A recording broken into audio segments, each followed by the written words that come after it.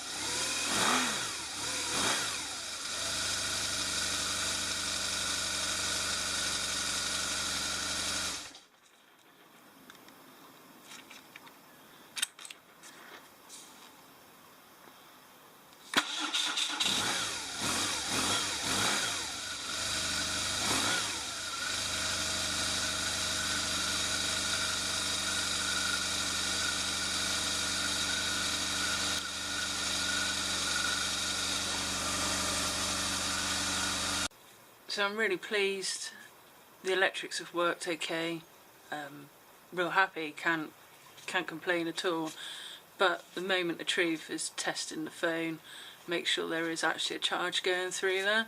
It's nice to see the voltmeter working. It's also reassuring to see that the running power is up around 14, which is where it should be.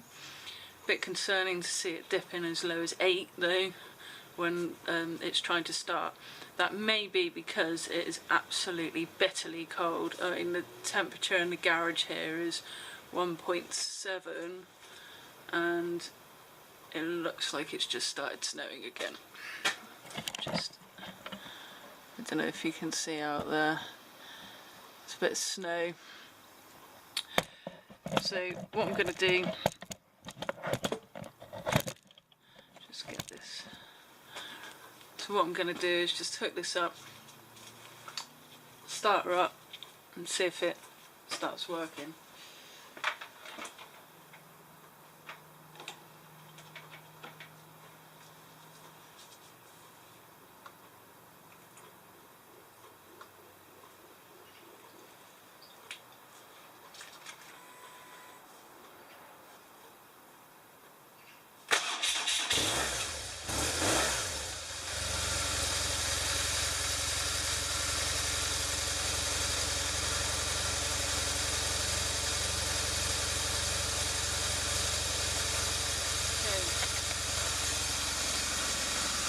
There is an indication there of power. I've not used this phone for a long time, but it does look like it's charging, so it's worked. Now I just need to tidy all the electrics up.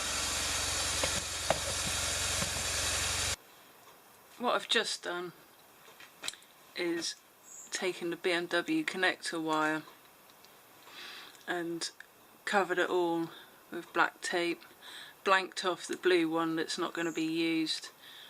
I'm going to put an extra bit of tape over here and then a separate bit of tape over the extension that I made. The reason I made an extension is because I think there's a chance that I might put more wiring in onto this, and I don't want to have to keep cutting into these because there's only a finite amount of wire on this particular bit, whereas it would be just easy for me to snip off the end of this extension wire and then rewire the extra bits that I want to put in there. The only thing I might do extra bit wise is actually hardwire a sat nav to it, so then I'll have the sat nav coming in this system as well as that charging unit. The sat nav I would probably hardwire in, but in such a way that that is also quick release as well. The reason being is that unfortunately, unless it's not tied down, it tends to get lifted with the old 5-finger discount. So I wouldn't really want to leave the sat nav on the bike, certainly for any length of time, and therefore a quick release mechanism to get it off would be useful. So I'm just going to carry on wrapping this up, and then I'll walk you around the bike once I've done all the wiring to show where I've tucked it in out the way, and have a final check of everything, make sure that it is all still working, do a start up and so on.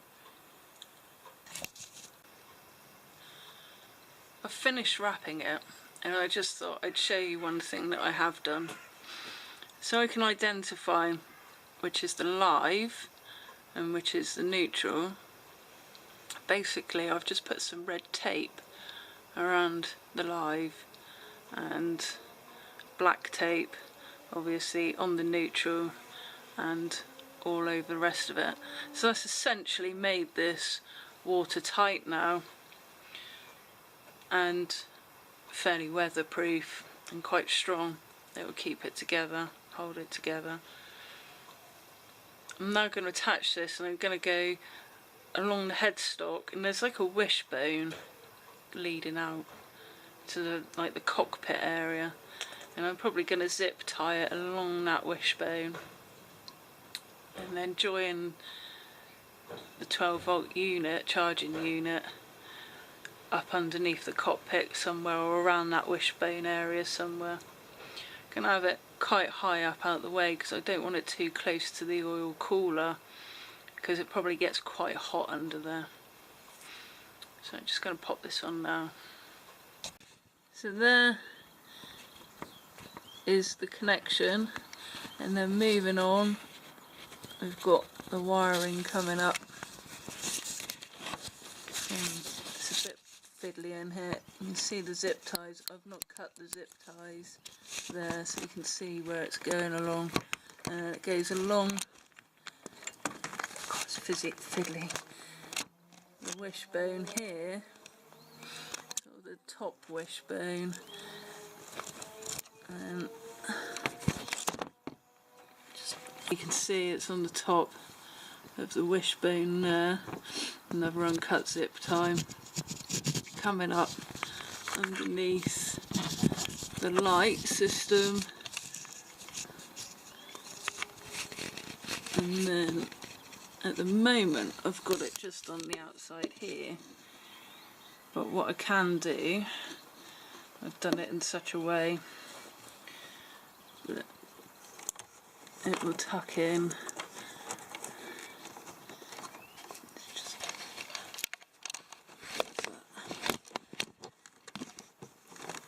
And it's going to sit down there.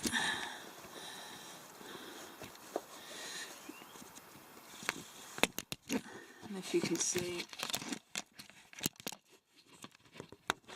it's actually now down in behind the plastics and tucked well out the way.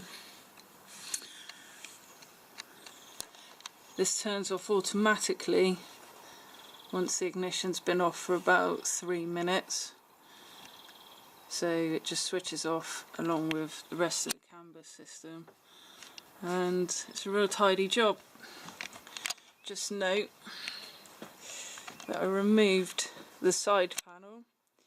That side panel I'll be putting on now, and it was a lot easier to do the wiring and get my hand up in underneath there to do the wiring and down through here, rather than if that side panel was still on. I wasn't too worried about actually moving this one because there's still quite a lot of access up under and over. Okay, I'm going to finish by cutting these zip ties off, and then that's it. Job done.